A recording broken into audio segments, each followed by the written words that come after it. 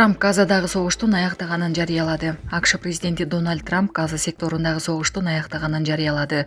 Бул тууралуу ал Израиль парламенти Кнессетте сүйлөп жатып билдирди. Бул мен үчүн чоң урмат, улуу жана кооз күн, жаңы башталгыч, деди Трамп өз сөзүндө. Кнессеттеги сөзүнөн кийин АКШ президенти Египетке барат, ал жакта Газадагы согушту токтотуу боюнча саммитке катышат. 9 октябрда Трамп Израиль менен Хамастын Газа секторундагы жаңжалды жөнгө салуу боюнча тынчтык планын биринчи баскычы боюнча макулдашууга жетишкенин жарыялаган. Ал бул келишим барымтадагы адамдардын жакын арада бошотулушун жана Израилдин аскерлерин макулдашылган чек-араларга артка кайтуусун билдирерин түшүндүргөн. Кийинчерээк Египет президенти Абдель Фаттах ас-Сисинин кеңсеси 13 октябрда Газа секторундагы ок атышууну токтотуу боюнча саммит Египеттеги Шарм эш-Шейх шаарында өтө турганын билдирген. Саммитке катышуу үчүн 20 өлкөнүн лидерлери чакырылган.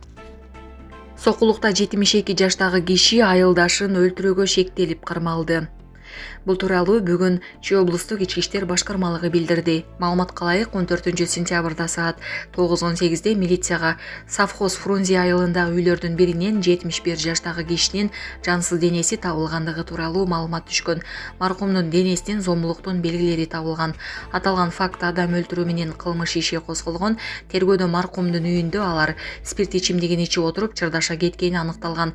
Натыйжада шектүү айылдашынын денесине залал келтирген, анын кесепетинен айылдашы каза болуп калган. Шектүү кылмыш болгон жерден качып кеткен. Шектүү соттун чечими менен ал камакка алынган. Учурда тергөө иши аяктап, соттук кароого жөнөтүлдү. Сонун жаңылык. Сиз билген жана ишенген Умбем клиникасы эми сизге дагы да болсо жакыныраак болду. Анткени бизде жаңы филиал ачылды. Андыктан келип, өзүңүздүн жана жакындарыңыздын ден соолугуна кам көрүшүңүздү сунуштайбыз. Биздин жогорку даражадагы дарыгерлер төмөндөгү адистиктер боюнча кабыл алат: стоматология, гинекология, терапия, лор, хирургия, педиатрия, урология, УЗИ жана башка адистиктер. Лабораториялык анализдин 5000ден ашуун түрү алынат. Жогорку даражадагы стерилизациялоо. Биздин дарек ВДНХ метросу, Кондратюка көчөсү 2. Телефон номерибиз 8925 103 22 55. Кабыл алууга алдын ала жазылып келүүңүздөрдү суранабыз. Умбем клиникасы. Сиздин ден соолугуңуз, биздин камкордук. БШК талапкерлерге элден акча чогултууга болбосун эскертти. Борбордук шайлоо комиссиясы талапкерлерге, саясий партияларга жана алардын өкүлдөрүнө шайлоо фондун түзүү, каражат чогултуу боюнча билдирүү таратты.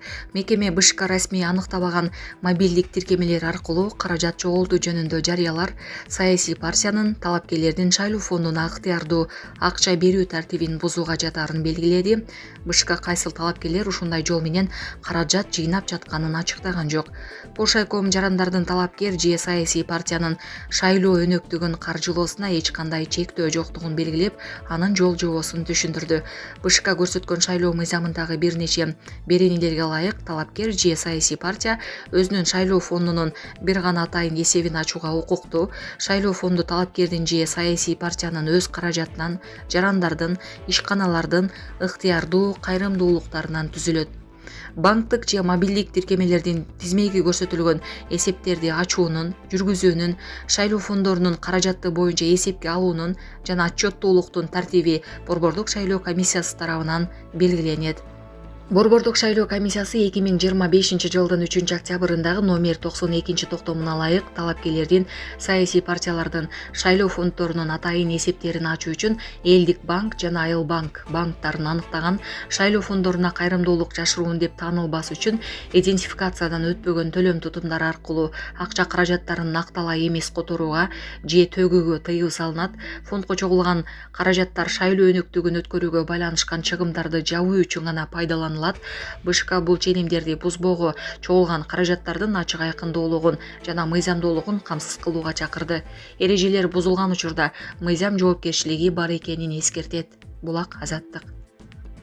Президентке күйөө бала болуп кала жаздаган Автанил Сабырбеков бошотулду. Өзгөчө шаң шөкөт менен президенттин карындашынын колун сурап, кийин камакка алынган Автанил Сабырбеков Бишкектин 1-май райондук сотунун өкүмү менен бошотулду.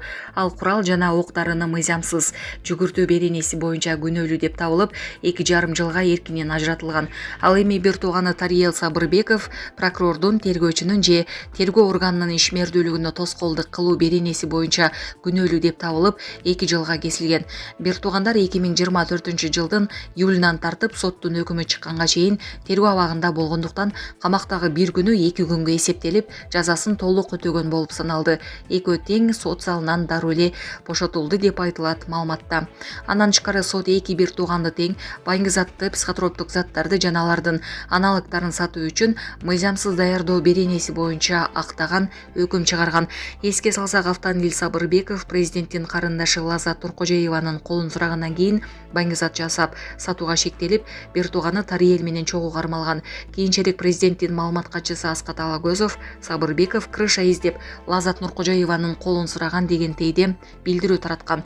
Бул окуялардан кийин өлкө башчысы үн каттып, кабар агенттигине курган маегинде энисинин кызы үчүн кечирим сураган. Булак Спутник кежи. Оганстандагы этникалык кыргыздарга жардам көрсөтүлдү. Оганстандын Памир аймагындагы этникалык кыргыздарга гуманитардык жардам көрсөтүлдү. Бул тууралуу Эмгек, социалдык камсыздоо жана миграция министрлиги билдирди. Маалымдалгандай, министрлик кичи жана чоң Памир аймактарында жашаган этникалык кыргыздарды колдоо максатында гуманитардык экспедиция уюштурган. Бул өлкө президентинин тапшырмасынын жана министрлер кабинетинин чечиминин алкагында ишке ашкан. Экспедиция ийгиликтүү жеткирилип, Бадахшан провинциясынын тургундарына жана Оганстандагы этникалык кыргыздарга медициналык жана ветеринардык дары-дармектер тапшырылган. Ошондой эле кардиологдор, тиш дарыгерлер жана акушер-гинекологдордон турган дарыгерлер тобу 765 адамга медициналык жардам көрсөткөн.